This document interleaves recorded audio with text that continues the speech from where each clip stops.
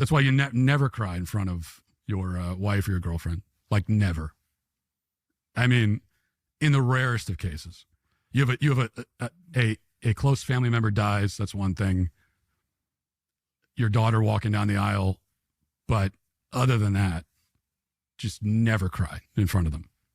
Should men be crying in front of their woman? Is that what women of today want? More emotional men. Share your feelings. Tell me what's going on with you. Be vulnerable. Or is this just another psychological operation to weaken men, to make women lose respect for their men and reinforce this independence and this narrative that women don't need a man? Today, we're going to break down some clips between the recent podcast between Matt Walsh and Tucker Carlson. Now, I know a lot of people think, oh, Matt Walsh, Tucker Carlson, these guys are old school. They want us to return to this 1950s way of living. But I actually think they hit on some really good points on what it means to be a masculine man today. It's very basic. It's very simple. And yet our judgment can often be clouded. Like, what does it actually mean to be a man? Most people don't have very good examples or definitions. It's like, whatever you want it to be. Like, don't let anyone define what your masculinity is. And if that's a path that you choose, all good for you. I wish you all the best. But I do believe that masculinity has certain traits and femininity has certain traits. So this idea that we can just create our own ideas around masculinity and femininity, to me, I don't really believe that. I don't really buy into that. This is a fascinating conversation. They get into some interesting topics. Should men cry in front of their woman? I'll share some thoughts on that. What job is it of the man in the relationship? What does he bring to the table? And then finally, where is this all going? Why are men going so far down a hole and how can they get out of it? So let's jump into one of these clips and then we'll go ahead and break it down. What do you think of as your duties as a husband and father? I think it's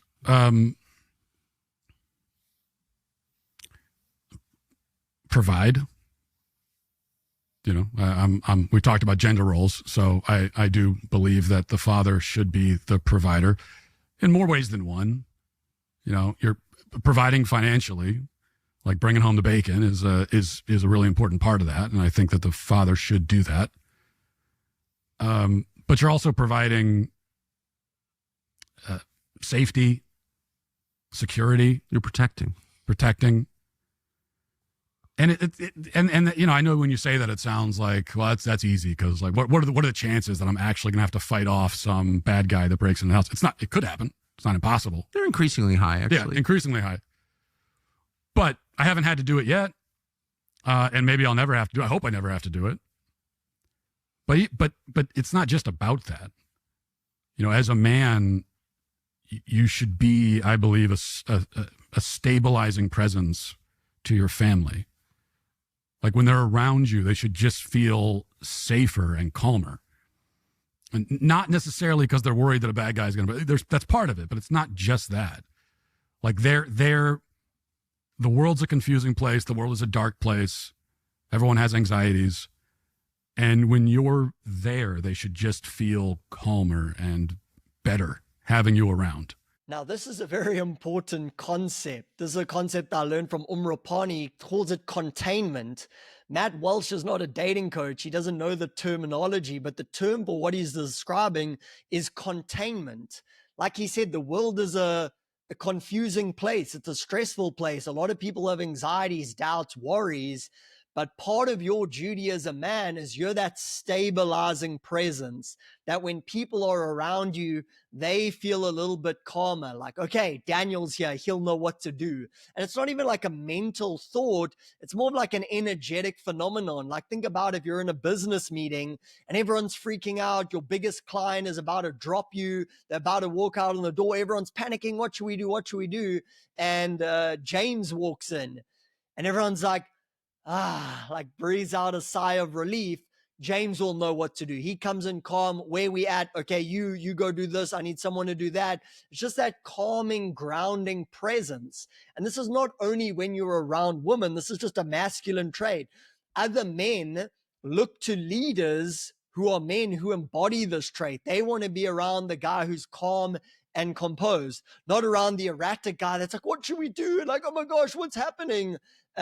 Which is a lot of men today. This is why I love Cold Approach, because this can be such great avenue to work on your containment, your composure, because what's a very stressful situation for the modern man, most of us aren't going to wars and things like this, but just seeing a girl and going up and telling her you think she's cute and having a conversation with her, that brings up so much anxiety for men. So if we can improve it in that area, you can improve it in so many other areas. Are you that calm and stabilizing force? Or are you just that emotional, stressful, everything freaks you out all the time? Let's keep going. And if something goes wrong, if there's, the shit hits the fan, there's a problem, they should be able to know that, okay, well, thank God Dad's here, or thank God my husband's here. And I think that's one of the central duties of a father, which means that, we've gotten away from, in large part in this society, we've gotten away from, we don't talk about Stoicism as a virtue anymore at all. No one really talks about that. I happen to believe in it a lot. I may take it a little bit too far. Maybe I err too much in that direction. But if you had cancer, you wouldn't tell anybody. Correct. I admire that. If I was, it's easy to say, but I think if I was dying of cancer right now, you would not know, and I would never tell anybody. Why? Because it's not your burden. So this is an interesting point, and a lot of people can see this. If I was watching this like 10 years ago, my lens would be like, oh, Matt Wells, she's so like 1950s, like men shouldn't talk about their emotions, like he should open up more and be more vulnerable to people. But I actually really value at this stage of my life what he's saying, because when we're putting all our stresses on other people, we're sharing our burden with them. Does that mean you should have no one in your life that you can share and be vulnerable and emotional with? 100% you should have that. But when you're dumping that emotional baggage on your partner, to me, that can lead to a lot of other consequences down the line, which they're going to speak about in a second. But men have just lost the stoic virtue. It's kind of like before, men had like repressed emotions. So it's like, we never talk about our emotions. Now it's like, it's almost swung to the other end of the spectrum where it's like, talk about your emotions more, cry more. You should be more vulnerable. You should be more authentic. But is that actually leaving people better off? I think there should be a time and space for it. I don't think you should just be emotionally dumping on anyone and everyone in your life. There's a difference where these things take place. Let's keep going. Seen this firsthand, including recently, and I vehemently agree with you. And I think it's a gender specific thing. I think that's a man's burden. Absolutely, not to whine. Yeah, but I've seen it in a very profound way. It changed my life actually seeing it. But I haven't thought through why it's important, but I know that it is. It sounds like you have thought through why that's important. Why is it? Well, it goes back to what I said, that as the man, you should be a stabilizing, protective force in the house. You should be a calming force in the house for your family. You should be relieving their anxieties to the extent that you can.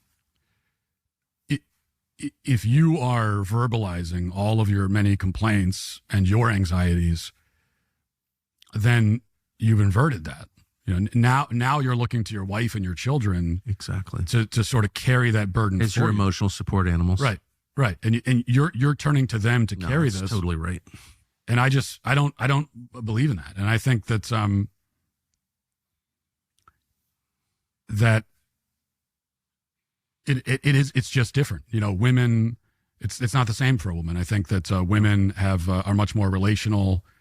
Women share. This is where we need to come to the fact that men and women are different. And that's brilliant. Let's celebrate our differences. But when it's like we're just passing on the same applies to a woman, same applies to me. Oh, a woman gets emotional, stressful. She gets emotional. She cries. She tells me all about it.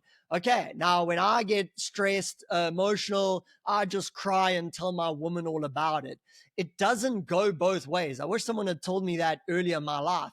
And this is where it comes back to the uncomfortable conversation of hierarchy. But to me, it's just the best way to explain this, because one of the things I learned from my mentors, gripe goes up the chain of command. There's a famous scene in Saving Private Ryan where the Tom Hanks character, his men, they're walking through the fields, they're complaining, like, oh, why do we have to do this? And then they say, hey, Captain, how come we never hear you gripe? Gripe means complain. And he says, I don't gripe in front of you. You don't complain to the people you're supposed to be leading. Like, think about a father who's stressed out. He's worried he's going to pay the bills. Money's a bit tight, but he's being very honest and authentic. And he goes into his child's room and just, I don't know how I'm going to pay the bills. It's just so stressful. What are we going to do? Like, is he being honest and vulnerable and authentic? Yes, you can argue and make that point, but is he being a good father? No, you're not supposed to burden your children with those types of things.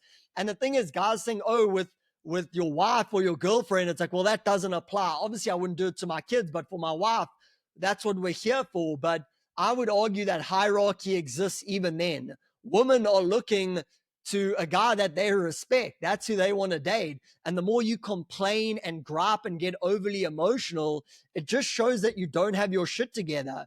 So get emotional and complain, but don't do that in front of your woman. That's someone you're supposed to be leading. Go do it with some of your mates. Go hire a therapist to help you process all of your emotions, but stop thinking that your woman is supposed to be your therapist. She might even say she wants to do that, but in reality, like her juices, her horniness, her arousal for you shrink up when she's being your emotional support animal, as Tucker's explaining.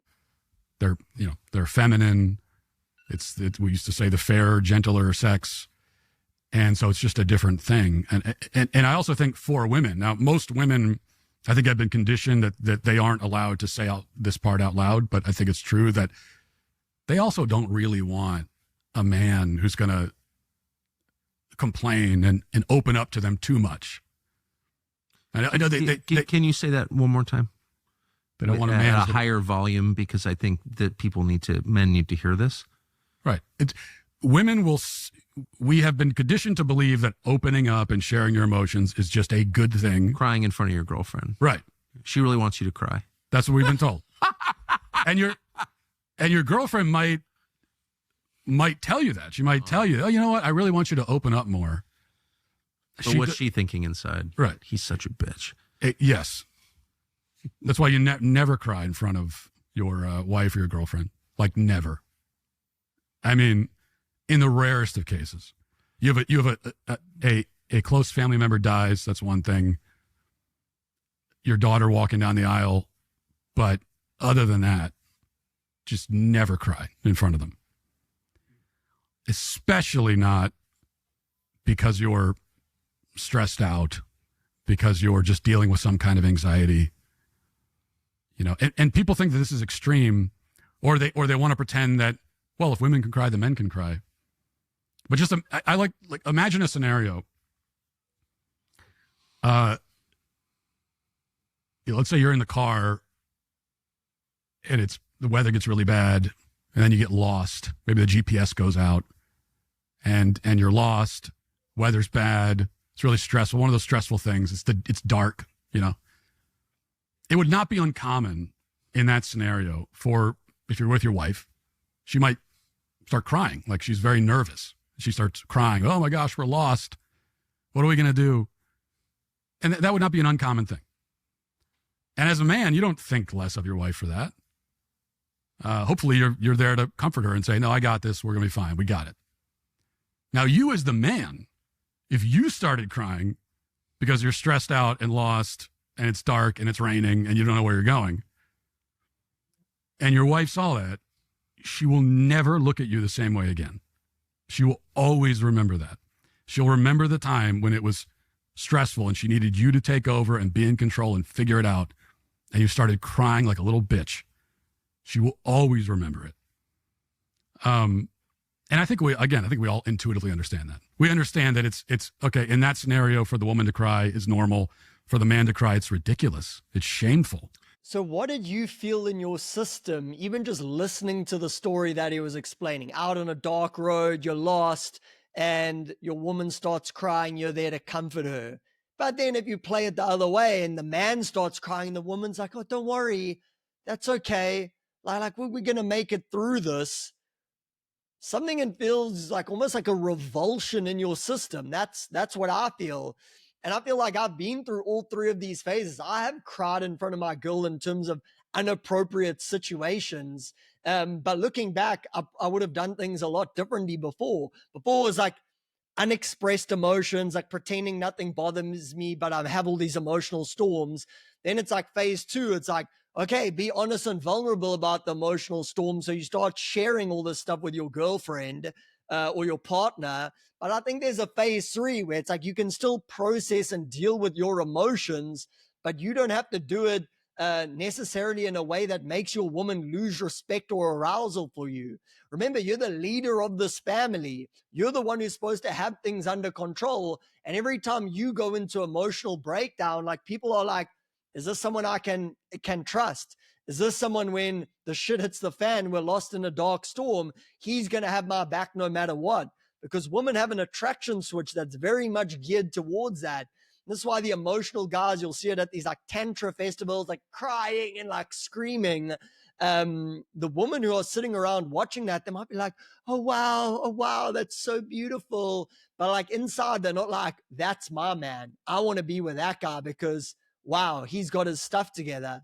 No, not at all. So be very careful in terms of how you play out this, because there can be some disastrous consequences. In previous relationships, I've even had it, what he said, the woman's like, no, open up, share and be vulnerable with me. Have you ever had this? And you do that. And obviously it's not right after, but then a month, 3 months, 6 months later, she loses attraction for you and leaves you. That happens to men all the time. Guys posting videos and pictures of them crying on Facebook. Like it's almost like a badge of honor. Like, look how vulnerable I am. But to me, that's almost like a fool's trap.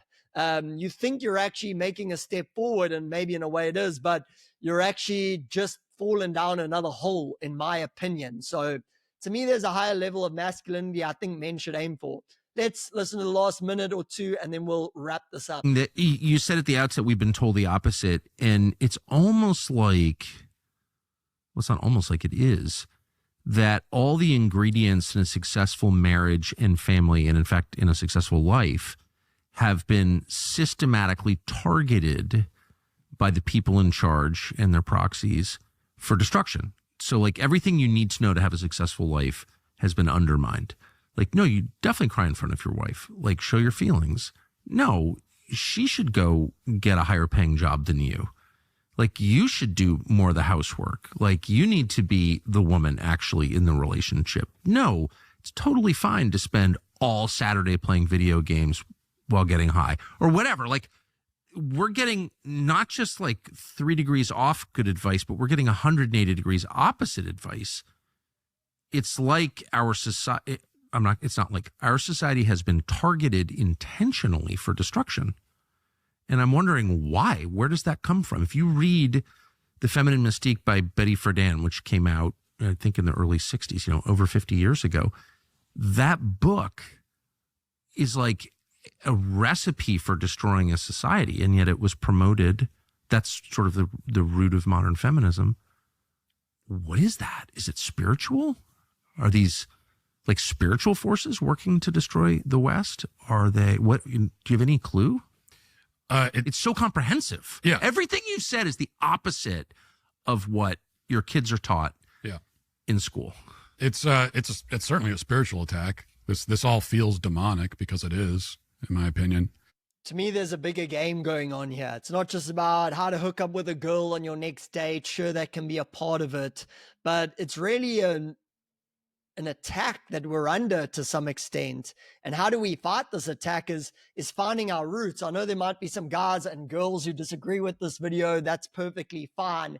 But it's also like I look at their lives. And most guys that watch this and they're like, oh, Matt Walsh is like this 1950s, like old school guy. It's like, if I look at their life, it's like they're what Tucker just described. Like, they don't have their life in order. They're an emotional wreck. they're in between jobs, they're in their 30s and 40s, they're still borrowing money from their parents, they don't evoke any real desire in the woman. It's like they hold on so strong to this belief about how destructive what these men are talking about. But it's like, well, show me the alternative, show me how great your life is embodying what you believe. But most of the guys who are in that, their life is a complete mess. Women don't respect them. They don't make good money. They're not respected by other men, but they're still holding on. It's part of who they are. That's what it's become. It's part of their identity. And you'll see people who'll attack a video like this or attack these views.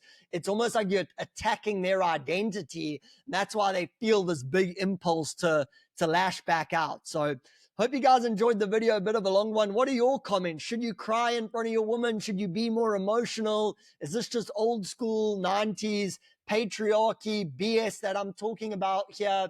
What are your comments? I want to hear down below, and I'll see you in the next video. Bye-bye.